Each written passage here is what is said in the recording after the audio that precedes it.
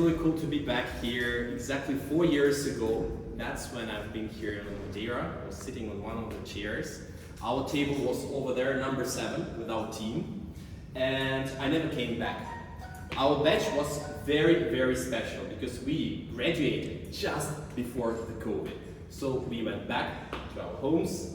I was back to the Netherlands, and the COVID immediately hit. And we are in the travel industry, so we got a lot of impact on our business and what happened to us afterwards. But today, when I'm in Madeira, I have very controversial feelings. So from one hand, I see a lot of familiar places, and this place didn't change at all. The tables are still the same. Are they still convenient, by the way? Like we had some problems with they were a little bit, making some marks on the thing. Yeah, same problem. We had some problem also with the coffee, getting coffee, but we found finally a very cool coffee shop over there. It was called Next 11, but they went bankrupt during the COVID. How do you get coffee right now? What's the best place? Or there is no best place. What's that? Here there's machines. On your machine? Okay, then everything is really bad. But anyway, today I'm here to tell you the story about what happens to the startup after Madeira Startup Retreat. I think that my case is very much extreme because we got a lot of so-called black swans, like global disasters that we had to go through to keep our project. I'm pretty sure that you will have a better and more successful stories than us. But still, I think there is like a practical, funny story about how we survived. And as the startup founders, we're all going through a lot of struggles. Here we have some clicker, right? Perfect. So, we hear success stories all the time, right? A lot of success stories. I'm not going to tell you anything about success today. I'm going to tell you about struggle, about pain, about looking at the abyss, about problems that we had, because I believe that there is a road of struggle for every successful entrepreneur, and there are a few examples that are just proving that. For example, J.K. Rowling, she wrote Harry Potter, but did you know that when she was writing her first book, she was just a single mother. She was living on the welfare, so the government subsidies, and she was writing her books in the cafes, just sitting between the times when her baby was sleeping. She made it. Adam Newman. What's your attitude to Adam Newman? Who likes Adam Newman? No one. Who knows Adam Newman then? Some of you, right? There is an amazing Apple TV series called We Crashed. Have you seen it? 1, 2, just 2 of you. 3. Okay, so I would definitely recommend you to watch it, probably tonight or the day after, I think 7 or 8 series. That's the story of a startup. Really interesting and captivating story about how this guy founded WeWork. So just before WeWork, and there is like a story dedicated to that in the series, so that's how it started. He founded 2 startups with baby clothing, both not successful. A really interesting story, you can see that in the movie. And Walt Disney, his first animation company, went bankrupt. This guy, he founded a LinkedIn. We all use it today, but before that he was trying with another networking platform called SocialNet that was more on the dating side of the internet, and yeah, it was not successful, so he had to restart. Vera Wang, I guess that's fine. That's the final example. She failed to qualify to the US Olympics team. She had a really big career before she founded her wedding dressing company when she was 40 years old. So really late comparing to other companies. I think that most likely we all gonna go through struggles. Today I'll tell you the stories of my struggles, and you'll find something interesting from my example. But before that, I see you for the first time, so wondering who you are and whether there is a big difference between our batch in 2020. Please raise your hands, those people who is working now on the first startup. 1, 2, 3, 4. Wow, what about others? Are you serial entrepreneurs? You have more than 1 startup already? Cool. How many? 3. All at once, or like by sequence? All No, the time. Bicycles. So this is your third startup, right? You probably can tell even more than I do right now. Does anyone had or have 4 startups or more? I heard the story of a Clubhouse founder. The Clubhouse was his 9th startup in a row, and then before that, 8 startups didn't succeed. There are a lot of interesting questions that I actually ask myself and also the other startup founders that I meet. For example, why you started, why you decided that the entrepreneurship is for you.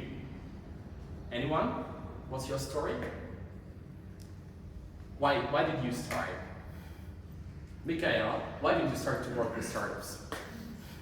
I got a call. Okay. Yeah. No, but I always wanted to work with international people. Yeah. So it was good timing when I got offered this job because I had to work with a lot of international people just being home. Yeah. So for me it was fantastic. And plus the style of work with people, with dreams, with creativity and ways of bringing new value to everything that we do there. Yeah. Well, that's really cool. That's one of the reasons why we are starting. Anyone wants to share your own reason why? I think we all need some coffee. Yeah. Yes, please. For me, it's not like a big story, but basically, I was working in global mobility in a big firm, and I started to realize that I always had like innovative ideas, always saying, "But we should do that way," or "Why do we use paper for that?" And at some point, I realized that I'm criticizing so much that I should maybe try my own thing, and so that I know if I'm right, or if I should be like, okay, shut up and then go back to work. So that's how I decided, okay, let me try my thing. Yeah. That was the main reason. Another reason was because I wanted to work remotely, and I was fighting with my company because we had only 1 day of remote work per week. Yeah. So basically, I was sneaking away in Germany, and I'm sick. I work from home, and I was traveling in the meantime, so I thought I would create my own thing, and I would. Wow. Well, my story is pretty similar because I was working first on the big corporation when I decided that I probably want to make something else. What about you? Yes, I have been working many years in a corporation with a kind of strict policies, procedures, and orders. Annoying, right? And then I changed it to another corporation where I felt a lot more freedom and grew more. And finally I understood that I'm kind of disobedient. I don't like following someone's rules, but I like to create my own. Yeah. That's why. Yeah. I feel that as well. Yeah, that's for sure.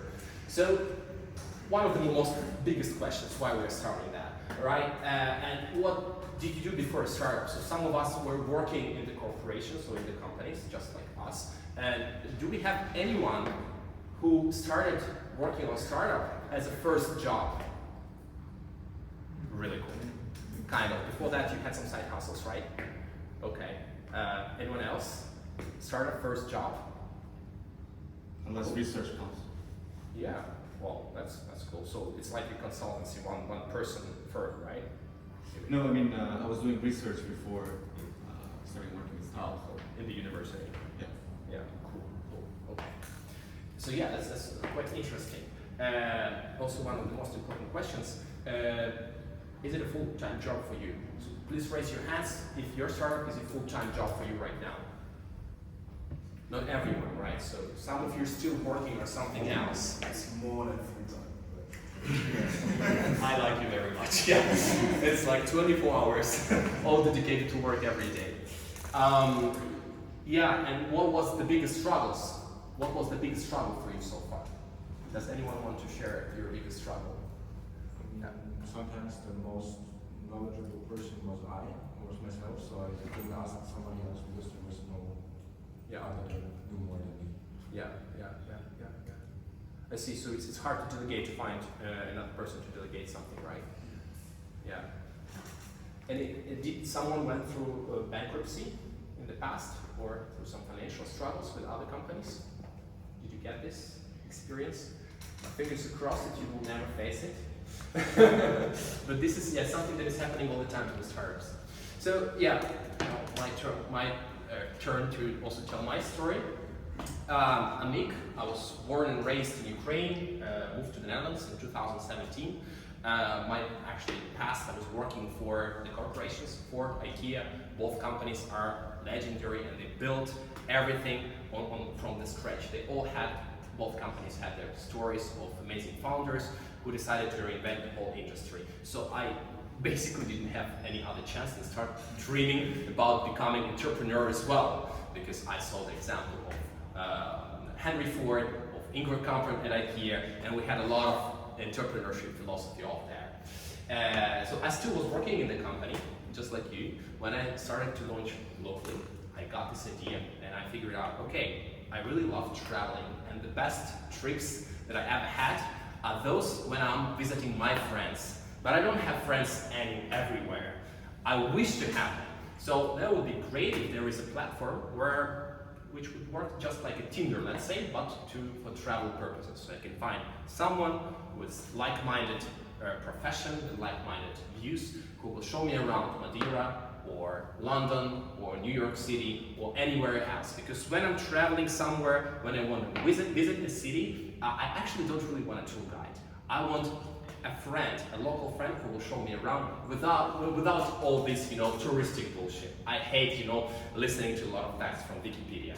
Please bring me to the bars, to the best coffee shop in town. Please tell me why you're living here, why you think this place is better than others.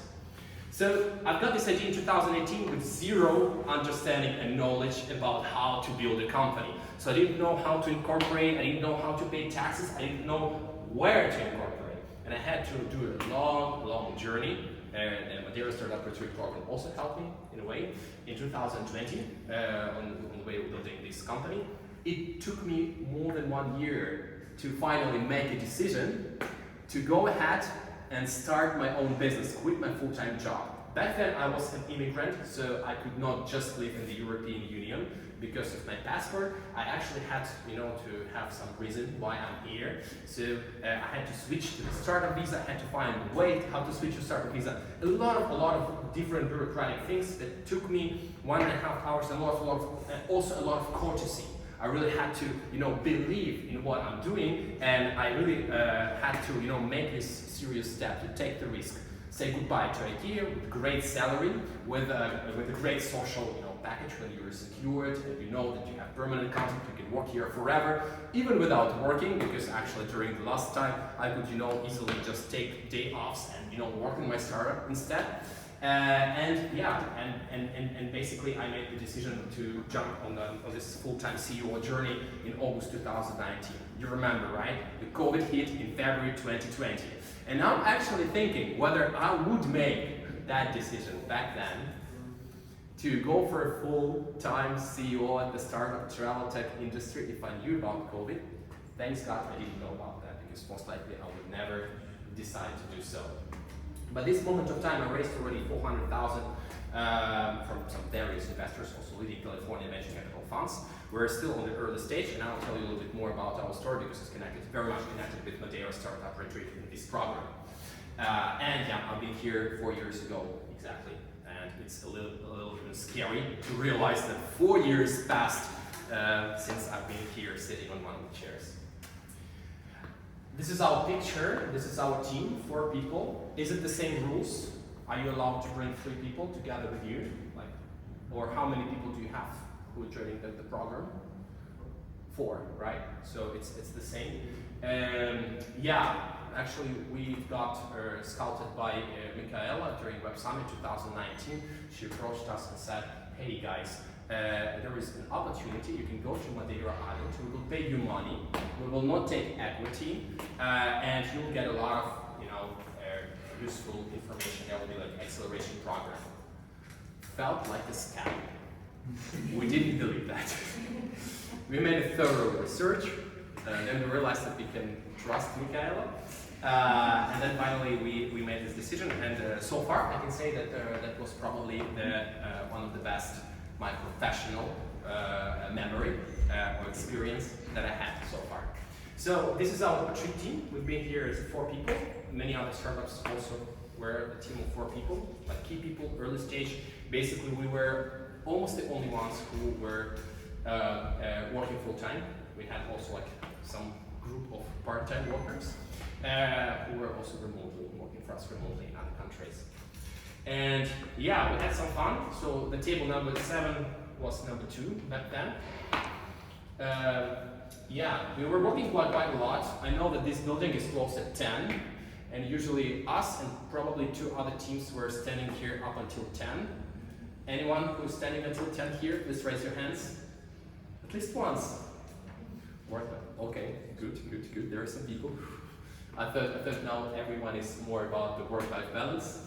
Back then we were more about work balance. We had to release like the big feature for the platform, major release. So yeah, Oleg, he was responsible for basically the technical side. He was our basically the tech lead CTO on the project, and yeah, he was working really hard on that.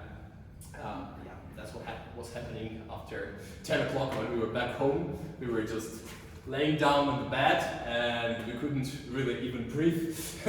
But then in the morning we were waking up, getting some coffee from Lex 11 and getting back here to work. That was really exciting. Also one of the pictures that was on the tour. Have you already had a tour of Madeira Island? You know this place? Okay, you've been there, right? Did you also make pictures there? No, not this time. Oh. Okay, I'm not sure if this was illegal. Because we were standing in the middle of the road. But yeah, this picture will be very important for this presentation because I will be, referring back to it, and you'll see what was happening to us, afterwards. So Madeira Startup Retreat was a really insightful program that we used to get prepared for the international expansion. We had already some traction. We were making like 20,000 per month as a GMV, and we were thinking that we are getting ready for seed funding.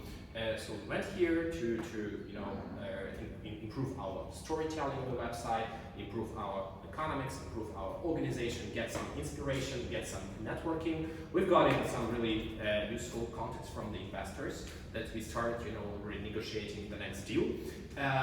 So Madeira Startup Retreat went very well to us until the COVID hit.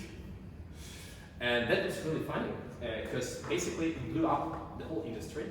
And this is something that is happening probably once in a lifetime. I thought back then. But then there was another black swan that happened to our startup that actually had the same scale as of COVID. I'll tell you that a little later. So here, this is our Stripe graphs. And here you can see clearly when the COVID hit, right? It was going all the way down. Before that, we were growing and growing and growing. Our maximum was 21,000 GMV.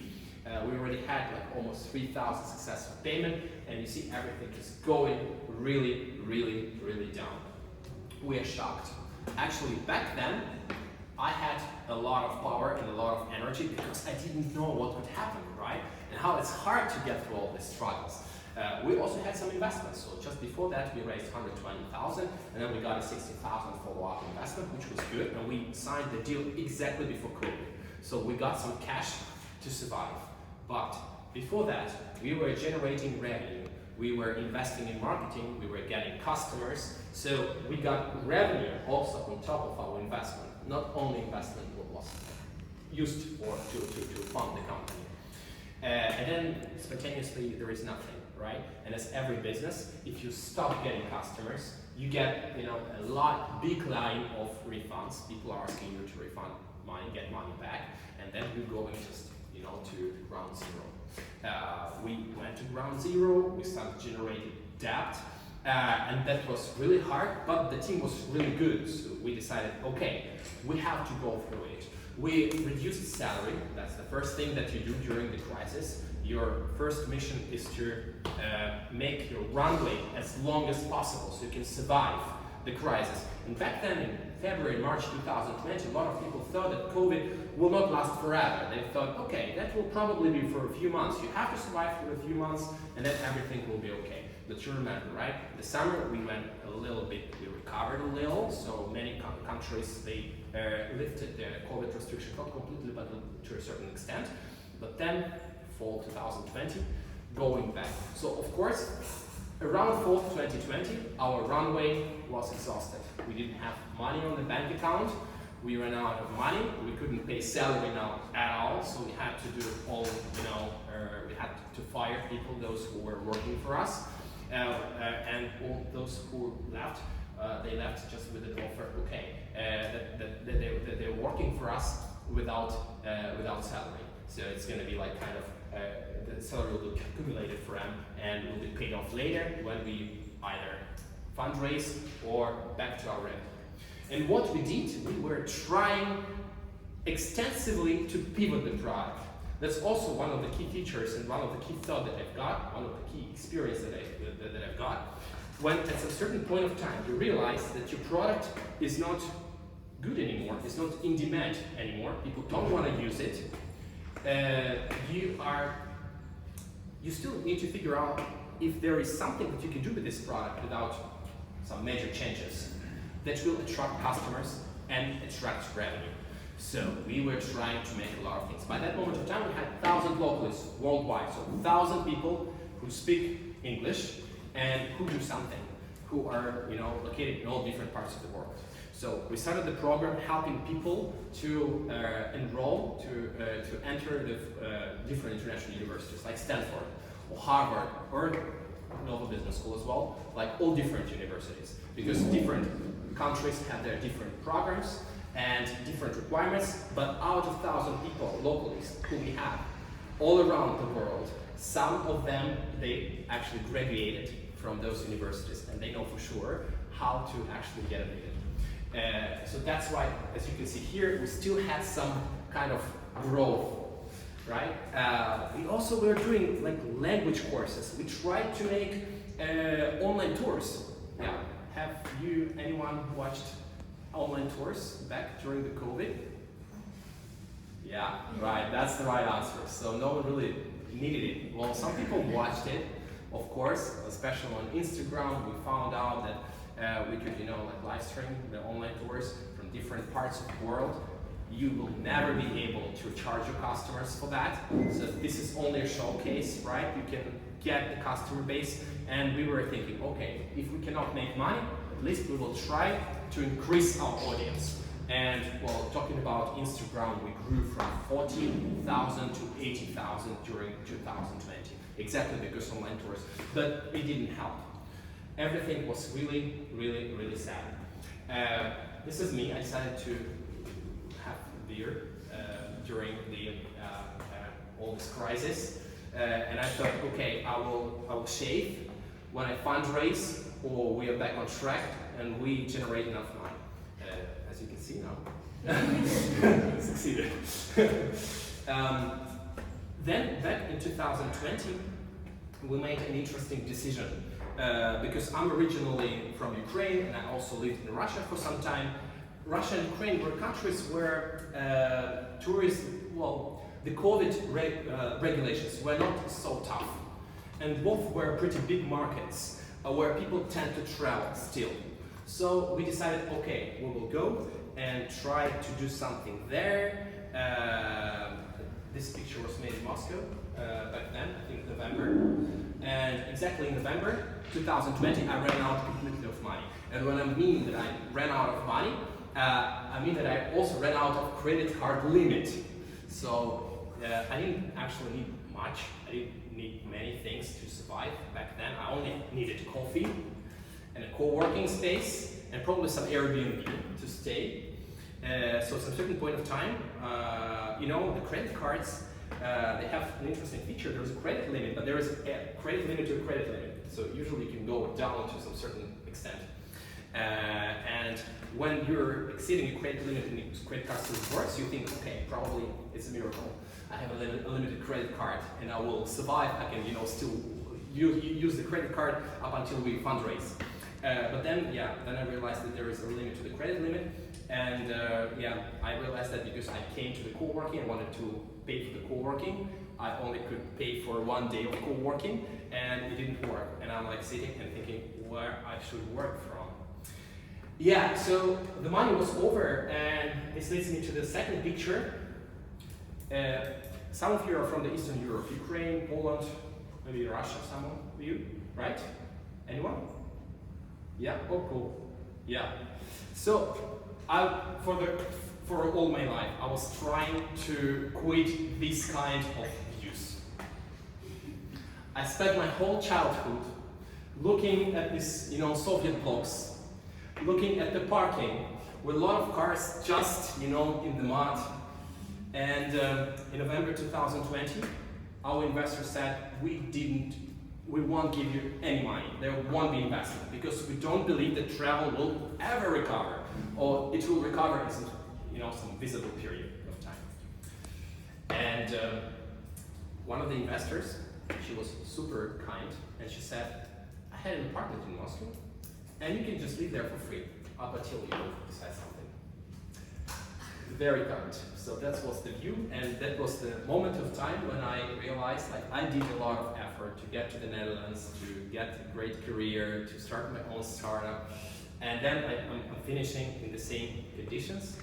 That was the period when I was thinking, well, I have to probably find a job. I have to probably go back to my corporate job. Probably this is the time to give up. So November 2020. Where is the photo with the longest bird you drew? It should be there. I think it will be on one of the slides afterwards. Well, I was shedding a little, to be quite honest. I was cheating. You remember this picture, right? So the first person who decided to quit our team was Julia. And she was in charge of marketing. That was really, really sad because she was our employee number one, the first person who we started paying salary. That was the first real big job for her after the university, and we worked really cool. But yeah, October 2020, there is no perspective, there is no salary, and she decided that she needs to spend her time for something else. When you make a startup, your team is like your family. Please raise your hands who still think that, because I think after a few years you give it up. Yeah, just one person, right? 2, 3, okay. Well, back then, I really felt my team as a family, and I was really attached to all of them. And of course, losing Julia was a huge tragedy for me. It was like they got one of the 25% of our team, of our success. And if we still didn't succeed, why we will succeed ever? So yeah, December 2020, pure depression.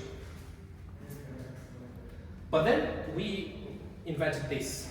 And what I realized, that every time when I was on the ground zero, having no faith in the future, something really cool was happening. So back then, as I mentioned, I was located in Moscow, and I realized that, well, there was a lot of people who were very international, traveling all around the world. Some of them were expats, and they want to travel somewhere too, but the borders are closed. There is COVID, you cannot travel anywhere. I think there were only a few countries in the world where you still could make travel back then. Russia and Brazil were 2 countries among them. And we started making these group trips for 8 to 14 people to some really cool hidden gems, showing them from a different perspective. Travel market there was not really developed, so we started doing that. Beginning of 2021, I've been to the Arctic Ocean 4 times during January and February. Freezingly cold, but amazingly beautiful. Yeah, this is Arctic Ocean on the pictures. I also started making meetings, gatherings for expats who were living back then in Moscow.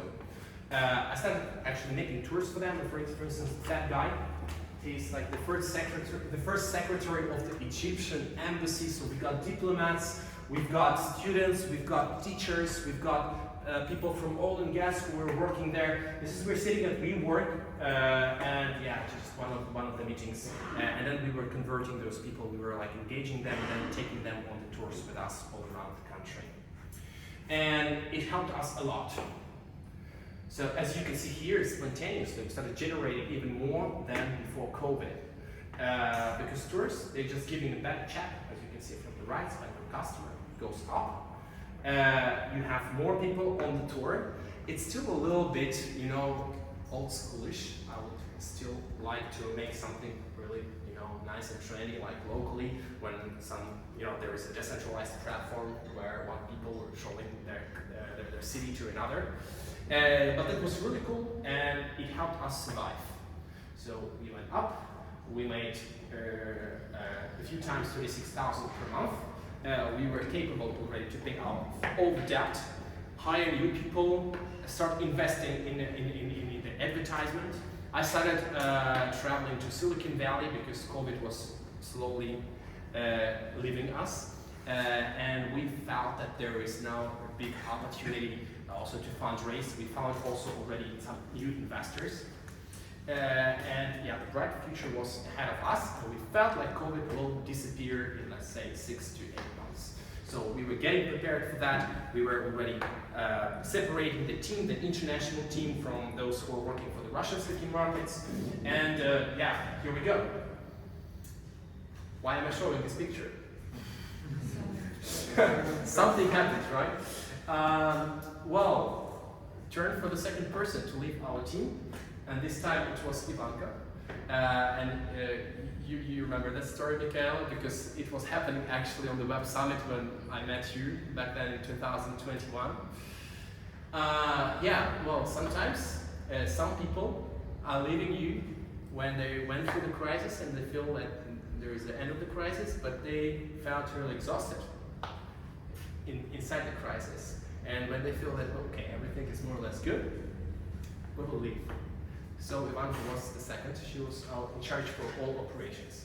So she was like making like all bookings come to the payments and working with the customer support. And she was the second person to leave us like that. And then this happened. So she left us just a couple of months before the full-scale invasion, the Russian invasion of Ukraine. I told you the story. I'm originally from Ukraine, and I was, let's say, trapped in Russia back then. I felt very, very, very bad. And well, half of our team had Ukrainian origins, so it was not possible for us to continue our business with Russia. And that was an ethical choice, because I know that there are some companies who were having business in Russia back then. They just decided, okay, we will just restructure all their organization, and we will keep on working with the market, less competitors. But yeah, we made a moral choice not to continue, and that was shooting both well, basically shooting us to death, because we immediately went down to zero. Our two markets that helped us survive during Corona, they disappeared from us, because Ukrainians are not interested in travel. We're not interested in traveling back then. And we decided to leave Russia. So that second crisis was even harder way harder than the first one, because you already spent some battery, right? You had some energy, you put it to keep the company safe and survive the first crisis, and now you have the second one. And during COVID, we had some, again, perspective, and COVID was not like a bloody war, which is happening in your country, where, just imagine that there is a war in Portugal. Like, I would never think there could be a war in Ukraine. And this is when I figured out that I could also look a little bit terrible because of their stress, like the red circles under the eyes. And I went to Georgia. I spent a lot of time in Georgia, like a low-cost country. Do we have anyone from Georgia? Anyone who traveled to Georgia, who visited Georgia back then? Wow. Cool. What did you do there? I just traveled there last year.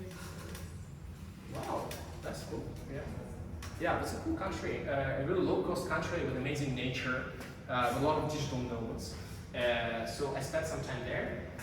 And again, this picture, right? You're probably waiting when the cross will be on my face, right? Yeah, so that was really interesting, because, we had different people in the company. Some with Ukrainian origin, and it was obvious that they were definitely going against the war and against working on the Russian market. We had some Russians, we had some other nationalities with us, but we sat and decided, okay, we cannot continue in Russia. we should stop. We realized that will result that we won't be able to pay salaries, we won't have any money, and that will lead us to a very hard crisis. And I was ready to give up. I was sitting like on the Zoom meeting with my team saying, hey guys, maybe this is the time to stop. Because we actually spent a lot of energy.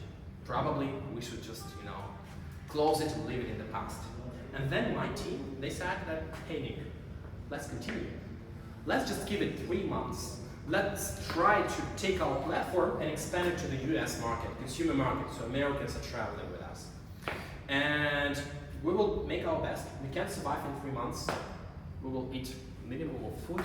We have a minimum spend. Some of us have some savings. And then if it doesn't work, we did everything. Then it's going to be easier for us to give up. And they put a lot of motivation in me. And I think, okay, well, if the team is inspired to continue, why should I give up? And we decided to continue, thanks to the team.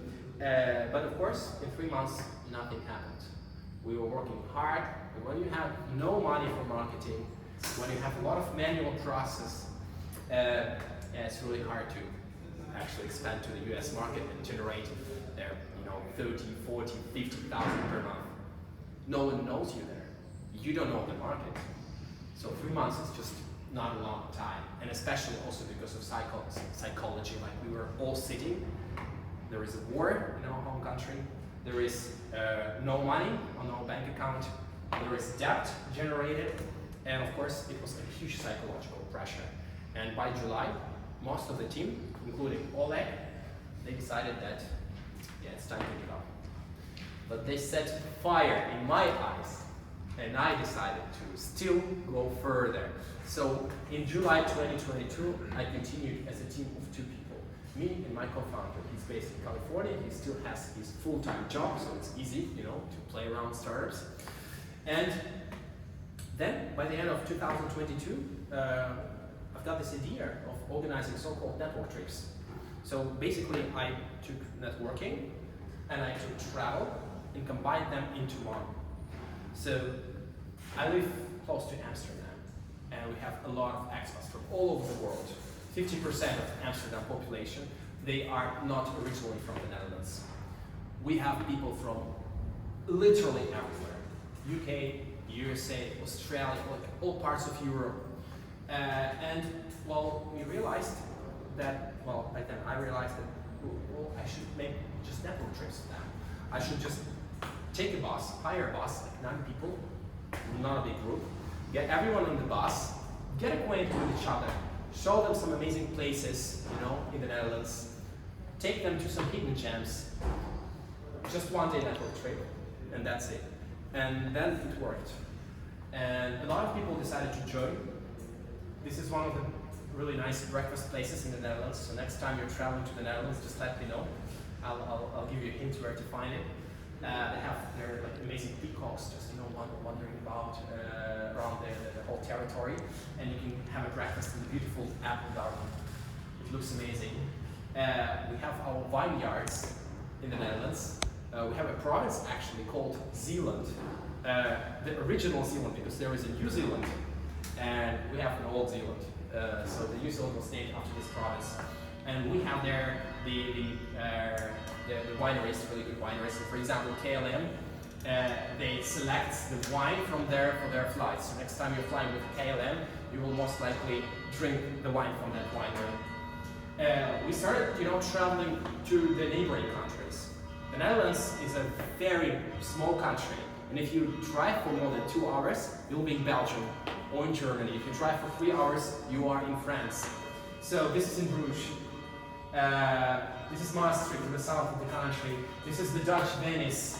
We were just renting boats there and making people get acquainted. All the people who are networking there from tech, from startups, from creative industries, so they're very like-minded. And these are the tulip fields. Have you ever been to the tulip fields in the Netherlands? Yeah, you've been there, right? That's I think the 8th miracle of the world. Never go to this Keukenhof garden park where everyone is going. Just go to the fields, just like us, because there are tulips blooming up until the horizon. It looks amazing. And finally, last summer I bought a van Then I bought a second van, so we spending less money to, you know, travel a lot around the country. We grew the community of 1,200 people who are very much involved right now in traveling with us to some different destinations. And what's really cool that I found out, we all are basically, we're still making travel projects, right? Like all of you are making travel projects. Is that right? Yeah. So with travel, tourism and leisure, there is a huge problem, the retention. If you got a customer, he will most likely come back only next year, or maybe in 6 months, because we don't have a lot of vacation, a lot of money to travel all the time, unfortunately. Here we started building basically the locally for locals. And people started, you know, coming back to us every week, every couple of weeks, every month. Amazing retention. I really liked it. And then we started making something even bigger. For example, this amazing villa is located close to Barcelona, and it costs around 8,000 per week. That's a fortune. On Airbnb, I have a special list of villas where I would like to live when I finally make a unicorn startup. This is still not happening, but I realized that, well, we can go to those villas and rent them out for our activities. So if we're traveling as a group of 9 people, then it's affordable. And we started going to Barcelona, we started going to France, we started going to Norway. Yeah, well, Paris, here is Norway, we just back from Norway. These are the Christmas markets in the Netherlands and in Germany. We were traveling also around. And this is Norway, I'm just back from there, just only a couple of weeks ago. And you see the van is a little better. No, we have Mercedes, not Volkswagen. So it started to keeping up, and our revenue started also growing. With network trips, it's a little bit also shaky. So it's going up and down, but we managed also to make a record in terms of revenue, 37,000 so far, and next month we will generate 1 million in revenue since the beginning of our project. So this is the story, and this is where I am right now after 4 years of Madeira Startup Retreat. Right now we're trying to scale both network trips and locally. We are now re-engineering locally completely. We've got some traction with the American market, but we also identified problems with the product that we are trying to fix right now. Trying to push both products to 100,000 revenue by the end of this year. And yeah, who knows, maybe we will secure some funding also this year. We know there is a venture capital winter right now. But yeah, we should always go and keep up further. That's the main question, right? I have a lot of actually friends who told me, Amy, you're just wasting your time. This is not worth it. You had to stop already. You had to go and find a corporate job, get some extra money, get some more experience, get some skilled team, and then you can continue with a better position. Maybe they're right. But what I clearly realized that Nick was entering this building 4 years ago is a completely different person with completely different experience, and all those scars and all those problems and struggles taught a lot. And you know, you may lose money, property, but you will never lose your experience. And this is something that I finally saved during those 4 terrible years. And this time we stayed at the place at Churchill Bay, where Churchill was staying and taking some pictures. We're staying in a hotel with a lot of quotes from made by Winston Churchill. And this is one of them that I like the most. One always measures friendships by how they show up in life. I have no idea if I would ever realize that some of the people that I think they are closest friends, they just betray me during the crisis. But the crisis really helped me to really understand who are those people who are around me, and found the best people who now I'm not really scared to go through like any storm. I know I'll be safe. One of the also key questions: what helped to make it through? I didn't write it. What you will tell us in 4 years, unique? Plus 4 years. I have no idea actually. I'm still working on it. I'm pretty confident that we will nail it with Localie, and there will be like Localie will become the new travel tech unicorn. Hopefully, like all your startups as well in 4 years from now. Hopefully, fingers crossed. What helped to make it through? You know, it's like a snowball, and this is an interesting experience. When you're getting through the struggle, every single struggle, and then you are going through losses. You lose great friends, you lose, team members, family members.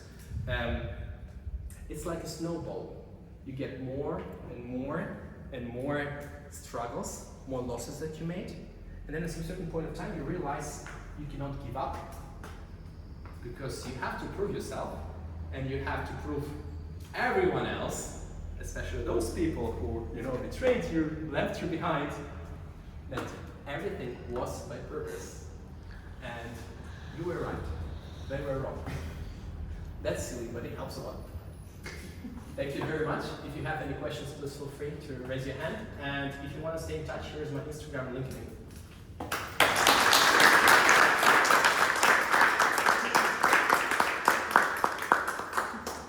Any questions, or are we going to drink some coffee? I didn't have mine.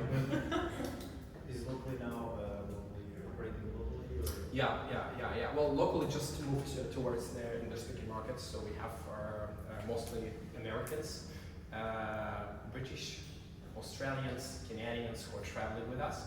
And we also realized that we have to make a simpler user interface and user experience, so people would just use Localie as an Uber. So before that, we were pushing everyone to choose a destination and make a choice of Localie, and it dropped the conversion rate really severely. And then we realized that we should just simplify the process. We simplified the process from the top of the funnel, and our conversion rate is now 10 to 12% visitors to leads. So basically those people who are raising the request, booking request. Before that we had only 1%, so 1% to 12%, that's 12x. But then we are now automating the rest of the front funnel, because now we're getting a lot of requests, 200 to 300 every month, and we do not have, people in the team who would, work manually with those requests. So we realized that, even working with 200 requests per month, we have to automate the whole process and make the system sustainable and enable network effects. So Localies will find new Localies will respond to requests and whatsoever. So that's what we are doing right now. Hopefully in March we will have a bigger release. Yeah. Any other questions? Do you how do your clients work? Do you have a stable base of clients coming up, or do you have like spikes? Because I imagine people book their Seasons, right? yeah. Well, you always have spikes when you do a global travel product. Then you're trying to cover as many geographies as possible. So let's say during the winter you'll have more people traveling to Asia, or to Africa, or to South America, or to Madeira, rather than Europe. But then it goes, controversial. But yeah, you have kind of spikes. Actually, if we're going back, the first, even this chart that you saw here, there are some spikes, ups and downs, and I think that was February or something. But yeah, there is still a clear trend. We're now having more spikes with the network trips, to be quite honest, because when you're working with single geography, we're working with the Netherlands, right now, January, February is that season, so people don't want to travel anywhere. We have heavy rains, a lot of storms. It's pretty chilly, +5, +10 in the Netherlands right now, so it's really hard to sell something. For example, I'll be back to Amsterdam on Friday. On Saturday, we're going to Berlin, and it was pretty hard to sell all the seats. We still have 1 seat remaining because people are just too lazy to leave their house when the weather is really bad. So yeah, making global product would be better. Or at least taking some geography, like winter geography and summer geography, and balance between them. Then your profit and revenue is more sustainable. Yeah. Any more questions? All right. Thank you very much for your time. Thank Yep. you. Thank you. And you are next. Thank you. And for me, it's always a pleasure to have someone from part of the Madeira alumni. As I think I told you last week, I went to a wedding last year of someone from our alumni. So I got some visits here in the island. Someone that I met from Turkey one day when I went to Istanbul, they were about my Localie there. Because we went for lunch, it was pretty amazing. So it's the friendships that we get from the retreat. And I truly, when I said this in the beginning, remember that we have family as cousins. Here's your cousin, see? This is, as you know, the 6th edition. So I don't know if you know this, you guys represent overall 60 startups that were already seated here as you are now. Overall, you are around 180 entrepreneurs that were part of the retreat, and you're one example of it. So thank you for sending me an email. Thank you for coming to Madeira and revisiting the island. And we're always here for everything. And fantastic story, and I hope that his experience, his knowledge, his tips are value for you guys in the end of the day. So thank you, muito obrigada. Thanks a lot. And now you guys are free to chat with him if you want to. There's coffee, fruit there, and yeah, enjoy. See you guys later. Who knows, there's some wine tasting I heard of. If not, I'll see you guys tomorrow here. Keep working, and obrigada, Nick. Thank you.